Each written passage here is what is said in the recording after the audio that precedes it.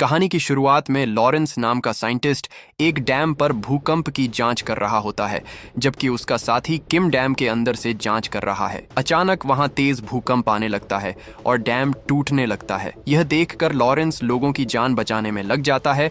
वहीं किम भी तेजी से भागते हुए डैम से बाहर निकलने की कोशिश करता है।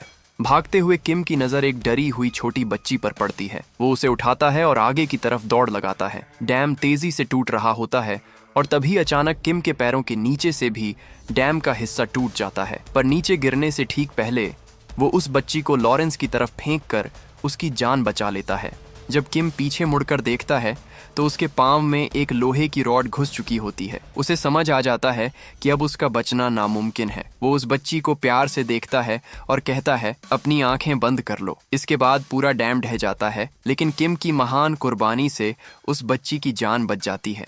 इसके बाद सीन बदलता है और हम एक कार को देखते हैं जो एक्सीडेंट के कारण पहाड़ के बिल्कुल किनारे पर लटकी हुई है। उसके अंदर एक डरी हुई लड़की फंसी है। उसे बचाने के लिए एक रेस्क्यू हेलीकॉप्टर भेजा जाता है, जिसे हमारा हीरो रे चला रहा होता है।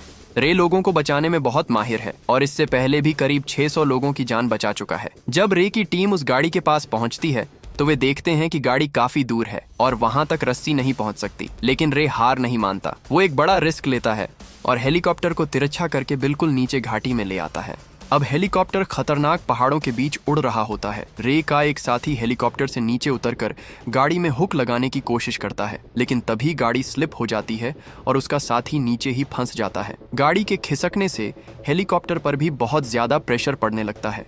रे समझ जाता है कि अब उसे खुद ही कुछ करना होगा। वो को पायलट को कंट्रोल सौंपता है और रस्सी के सहारे खुद नीचे उतर जाता है। अपनी पूरी ताकत लगाकर वो गाड़ी का दरवाजा खोलता है और उस लड़की को बाहर निकाल लेता है, जिसके तुरंत बाद हेलीकॉप्टर गाड़ी को छोड़ देता है। इस तरह रे उस लड़की और अपने साथी दोनों को बचा लेता है।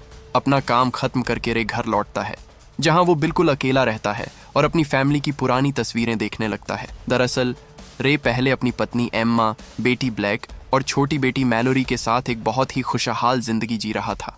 लेकिन 1 साल पहले जब रे अपनी बेटी मैलोरी को राफ्टिंग पर ले गया था तो वहां डूबने से उसकी मौत हो गई थी। इसी गहरे दुख ने रे को अंदर तक तोड़ दिया और वो अपने परिवार से अलग हो गया। इस बीच डैम वाले हादसे के कारण रे की छुट्टियां कैंसिल हो जाती हैं और उसे वापस काम पर बुला लिया जाता है। ड्यूटी पर जाने से पहले रे अपनी बेटी ब्लैक से मिलने जाता है, पर वहां उसकी मुलाकात एम्मा के नए बॉयफ्रेंड डैनियल से होती है। उसे वहां देखकर रे को काफी गुस्सा आता है और वो वहां से काम पर निकल जाता है। इधर ब्लैक भी डैनियल के साथ सैन फ्रांसिस्को के लिए निकल जाती है। सैन फ्रांसिस्को पहुंचकर डैनियल एक जरूरी मीटिंग के लिए जाता है, जबकि ब्लैक लॉबी में उसका इंतजार करती है। वहां उसके सामने बेन नाम का एक लड़का बैठा होता है, जो ब्लैक को देखते ही उस पर फिदा हो जाता है और घबराहट में अपनी कॉफी गिरा देता है। ब्लैक मुस्कुराते हुए बेन को टिश्यू पेपर देती है। ब्लैक उससे पूछती है कि क्या तुम मेरे डैड से मीटिंग करने वाले हो। इस पर बेन कहता है कि नहीं, डैनियल तो इस कंपनी का बॉस है और मैं तो बस यहाँ जॉब इंटरव्यू देने आया हूँ। तभी बेन का भाई ओली वहाँ आ जाता है और वो बिना डरे ब्लैक से बेन के लिए उसका फोन नंबर मांग लेता है। यह सुनकर ब्लैक हंसने लगती है और बेन शर्म के मारे उसे चुप कराता है। ओली कहता है कि मुझे पता है, जब हम यहाँ से चले जाएंगे तो तुम पछताओगे कि तुमने नंबर क्यों नहीं मांगा। तभी वहाँ एक लड़की आती है और बेन को उसके इंटरव्यू के लिए अंदर बुला लेती है। जैसे ही बेन वहाँ से जाता है, ओली ब्लैक से दोस्ती कर लेता है। दूसरी तरफ एम्मा एक ऊंची बिल्डिंग के टॉप फ्लोर पर लंच करने गई होती है। तभी उसे रे की कॉल आती है और रे अपने कल के बर्ताव के लिए एम्मा से माफी मांगता है। एम्मा कहती है कि कोई बात नहीं, मुझे यह तुम्हें पहले ही बता देना चाहिए था। पर तभी वहाँ जोरदार भूकंप आ जाता है। एम्मा घबराकर रे को बताती है कि यहाँ भूकंप आ गया है। ये सुनकर रे उसे फौरन छत पर जाने को कहता है और बताता है कि वो हेलीकॉप्टर लेकर वहीं आ रहा है। एम्मा अपनी जान बचाने के लिए छत की तरफ भागने लगती है और पूरी बिल्डिंग में भूकंप की वजह से भारी अफरा तफरी मच जाती है। जब एम्मा छत पर पहुंचती है तो देखती है कि हर तरफ भयंकर तबाही मच चुकी है। तभी अचानक छत का एक हिस्सा टूट जाता है और एम्मा नीचे गिर जाती है, जिससे उसे कुछ चोटें भी आती हैं। पर वो हिम्मत नहीं हारती और किसी तरह फिर से ऊपर चढ़ जाती है। इसी बीच रे भी वहां पहुंच जाता है, जिसे देखकर एम्मा के चेहरे पर स्माइल आ जाती है। लेकिन तभी बिल्डिंग में किसी वजह से भीषण आग लग जाती है और एम्मा तेजी से हेलीकॉप्टर की तरफ भागती है। रे हेलीकॉप्टर को ऑटो पायलट पर सेट करता है और मदद के लिए रस्सी नीचे फेंकता है। तभी एक पूरी बिल्डिंग नीचे गिर जाती है, जिसके इम्पैक्ट से सारी बिल्डिंग्स गिरने लगती हैं। एम्मा भागकर रस्सी को पकड़ लेती है।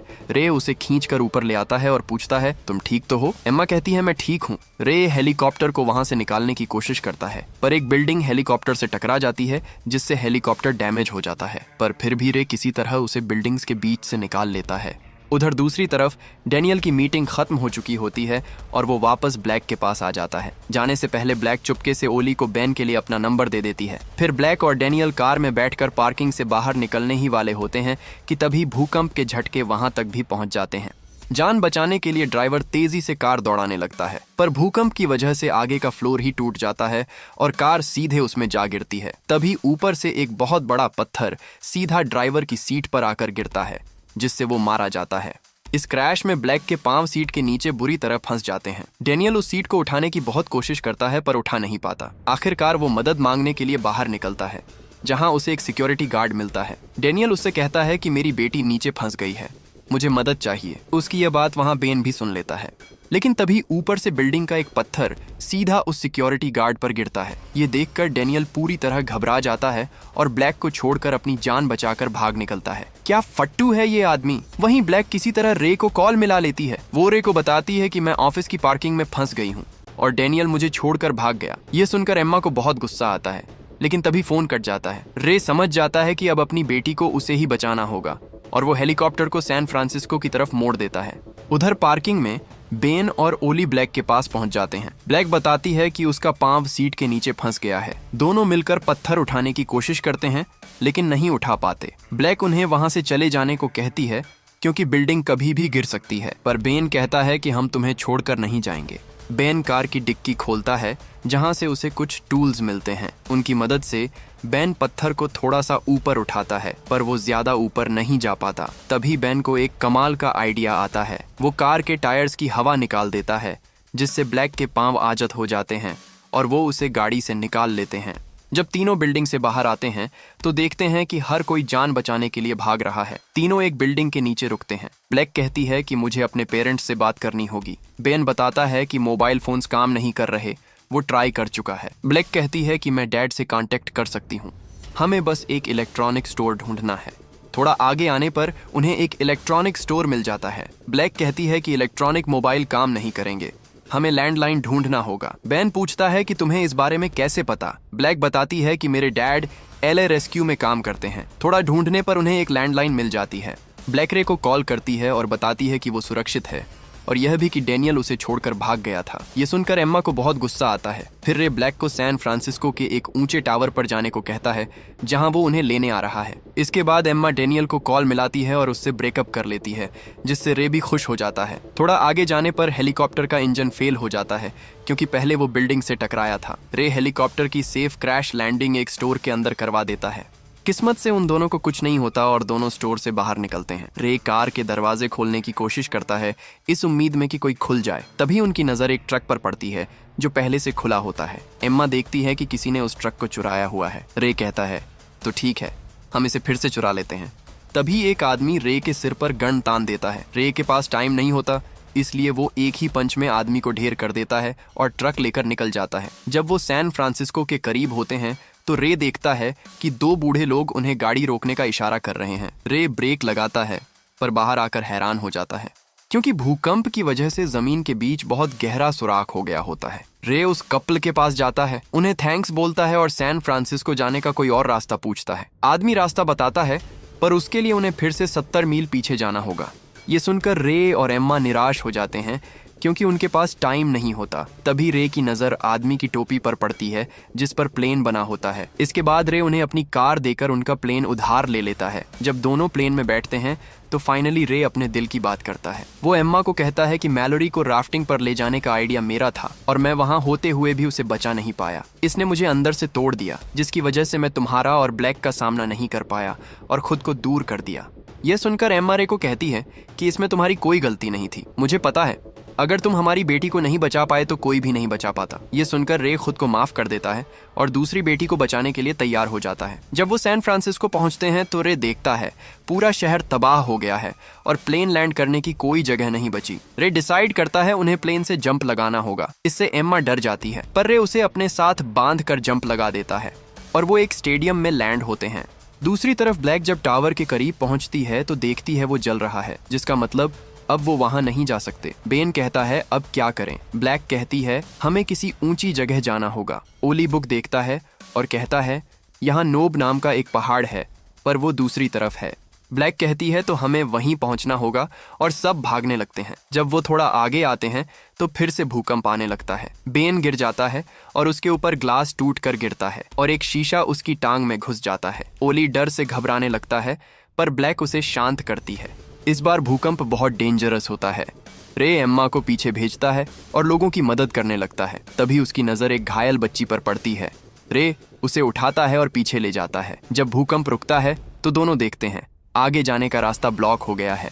रे पीछे मुड़ता है तो उसकी नजर बोट पर पड़ती है और एम्मा से कहता है हमें पानी से जाना होगा। दूसरी तरफ भूकंप के बाद ब्लैक बेन की टांग से शीशा निकालती है, जिसके बाद तीनों पहाड़ की तरफ बढ़ने लगते हैं। वहीं रे बोट में टावर के पास पहुंचता है और देखता है वो जल रहा है। ये देखकर वो समझ जाता है ब्लैक वहां नहीं है। उसे यकीन होता है ब्लैक सेफ है और किसी ऊंची जगह जा रही होगी। तभी पानी में कुछ हलचल होती है। रे को समझ आ जाता है कि सुनामी आने वाली है, जिसकी वजह से वो वहां से जाने लगता है।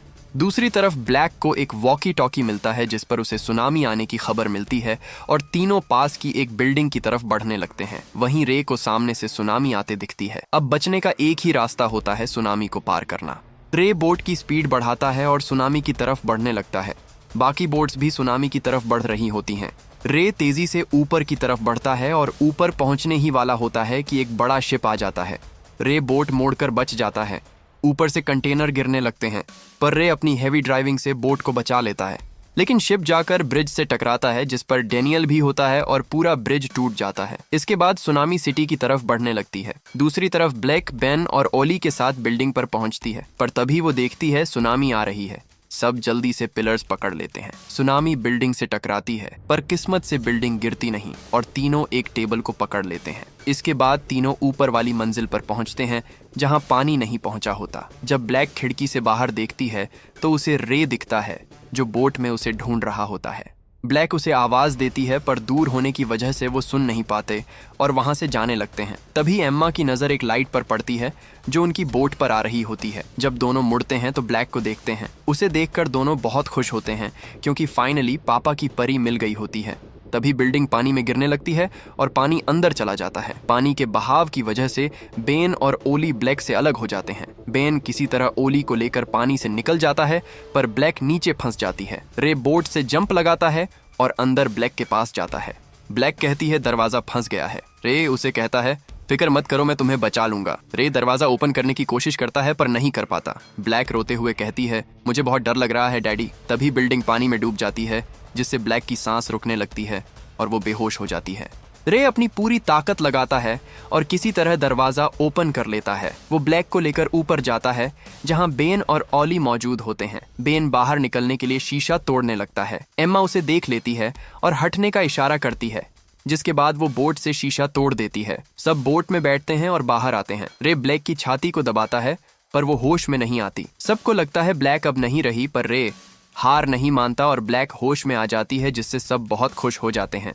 इसके बाद न्यूज़ पर बताया जाता है कि फाइनली भूकंप खत्म हो चुके हैं और मिलिट्री वहां मदद के लिए आ चुकी है। मूवी के एंड में सब साथ खड़े होते हैं। ब्लैक और बेन को आपस में प्यार हो गया होता है और रे और एम्मा भी फिर से साथ हो गए होते हैं। एम्मा रे से पूछती है अब क्या? रे कहता है झुकेगा नहीं साला, अब हम फिर से एक नई शुरुआत करेंगे। और यही मूवी एंड होती है। वीडियो पसंद आई तो लाइक और चैनल को सब्सक्राइब जरूर करें ताकि आप आने वाली और भी मज़ेदार वीडियोस देख सकें।